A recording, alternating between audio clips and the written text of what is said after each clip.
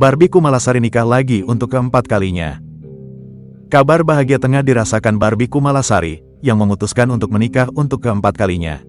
Usai cerai dari Galih Ginanjar di 2020 lalu, Barbie Kumalasari akhirnya melepas masa jandanya pada Jumat, tanggal 31 Mei tahun 2024. Kabar bahagia tersebut dibagikan Barbie Kumalasari di Instagram pribadinya. Ia terlihat mengenakan gaun pengantin putih, sementara suaminya Bagus Saputra kenakan celana panjang hitam dan baju koko putih. Foto itu memperlihatkan momen saat Bayu Saputra membacakan ijab kabul. Barbie Kumalasari dipinang dengan mahar seperangkat alat salat dan perhiasan seberat 100 gram. Alhamdulillah, tulis Barbie. Ia juga mengunggah momen saat menerima mas kawin dan memamerkan buku nikah. Sebelum melangsungkan pernikahan, artis sensasional ini mengunggah momen saat Bagus mengucapkan syahadat.